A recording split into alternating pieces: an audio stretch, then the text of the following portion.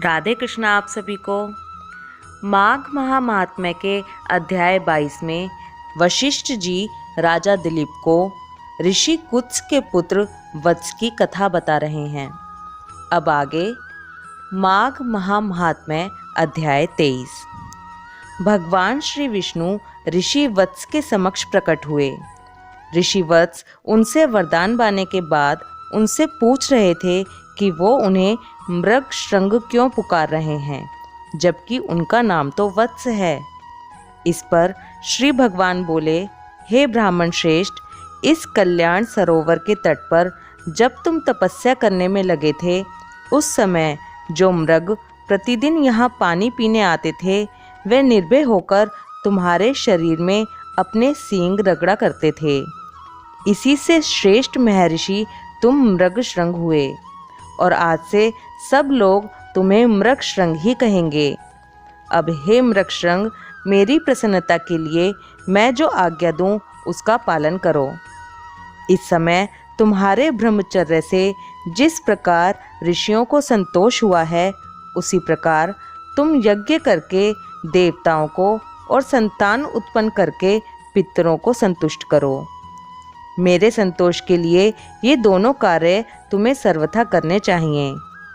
अगले जन्म में तुम ब्रह्मा जी के पुत्र महाज्ञानी ऋभु नामक जीवन मुक्त ब्राह्मण होगे और निदाक को वेदांत वाक्य जन्य ज्ञान का उपदेश करके पुनः परम धाम को प्राप्त हो जाओगे।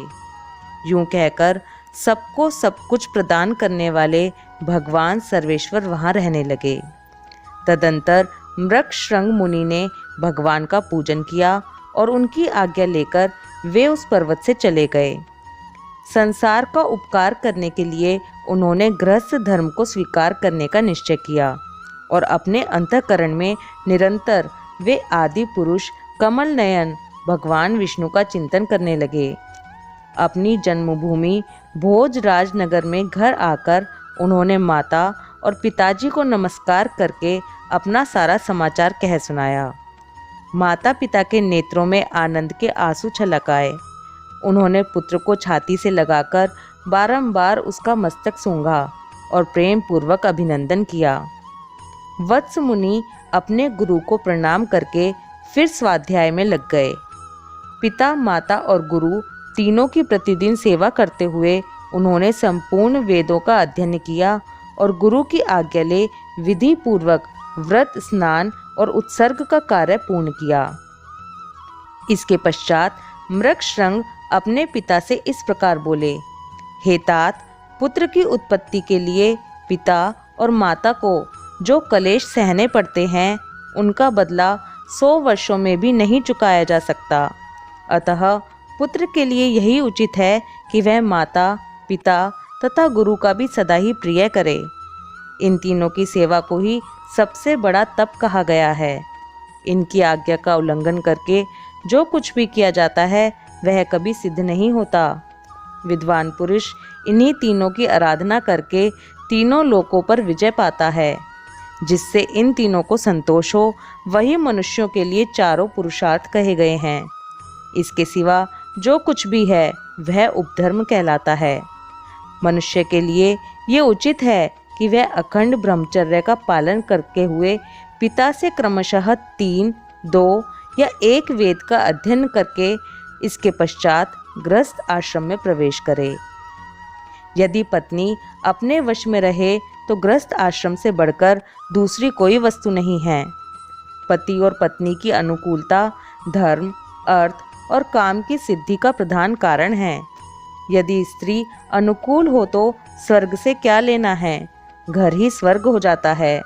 और यदि पत्नी विपरीत स्वभाव की मिल गई तो नरक में जाने की क्या आवश्यकता है, यही नरक का दृश्य उपस्थित हो जाता है। सुख के लिए गृहस्थ आश्रम स्वीकार किया जाता है, किंतु वह सुख पत्नी के अधीन है। यदि पत्नी विनयशील हो तो धर्म, अर्थ और काम की प्राप्ति निश्चित है। जो गृह कार्य में चतुर, संतानवती, पतिव्रता, प्रिय वचन बोलने वाली और पति के अधीन रहने वाली हो, ऐसी उपयुक्त गुणों से युक्त नारी स्त्री के रूप में साक्षात लक्ष्मी होती है। इसलिए अपने समान वर्ण की उत्तम लक्षणों वाली भार्या से विवाह करना चाहिए। जो पिता के गोत्र या माता के सपिंड वर्ग में उत्पन्न ना हुई हो, वह स्त्री विवाह करने योग्य होती है। जिसको कोई रोग ना हो, जिसके भाई हों, जो अवस्था और कद में अपने से कुछ छोटी हो, जिसका मुख सौम्य हो तथा जो मधुर भाषण करने वाली हो, ऐसी भार्या के साथ विवाह करना चाहिए। जिसका नाम पर्वत, नक्षत्र, वृक्ष, नदी, सर्प, पक्षी तथा नौकरों के नाम पर ना रखा गया हो, जिसके नाम में कोमलता हो, ऐसी कन्या से बुद्धिमान पुरुष को विवाह करना चाहिए। इस प्रकार उत्तम लक्षणों की परीक्षा करके ही किसी कन्या के साथ विवाह करना उचित होता है। उत्तम लक्षण और अच्छे आचरण वाली भार्या पति की आयु बढ़ाती है। अतः पिताजी, ऐसी भार्या कहाँ मिलेगी? कुछ ने कहा, परम बुद्धिमान मृगशृंग, इसके लिए कोई विचार ना करो। तुम्हारे जैसे सदाचारी पुरुष के लिए कुछ भी दुर्लभ नहीं है।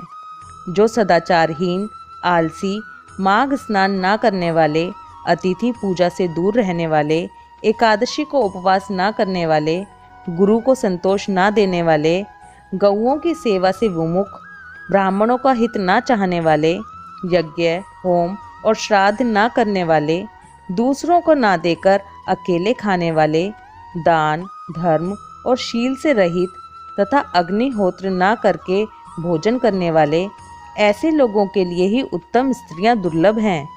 बेटा, प्रातःकाल स्नान करने पर माघ का महीना विधा, निर्मल, कीर्ति, आरोग्य, आयु, अक्षय धन, समस्त पापों से मुक्ति तथा इंद्रलोक प्रदान करता है।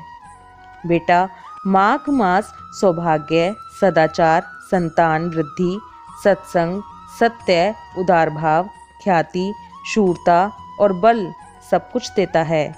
कहाँ तक गिनाऊं, वह क्या क्या नहीं देता। कमल के समान नेत्रों वाले भगवान विष्णु माघ स्नान करने से तुम पर बहुत प्रसन्न हैं। वशिष्ठ जी कहते हैं, राजन, पिता के ये सत्य वचन सुनकर मृगशृंग मुनि मन ही मन बहुत प्रसन्न हुए। उन्होंने अपने पिता के चरणों में मस्तक झुकाकर पुनः प्रणाम किया और दिन रात वे अपने हृदय में श्री हरि का ही चिंतन करने लगे। माघ महात्म्य 23वां अध्याय समाप्त। ओम नमो भगवते वासुदेवाय नमः। राधे कृष्णा।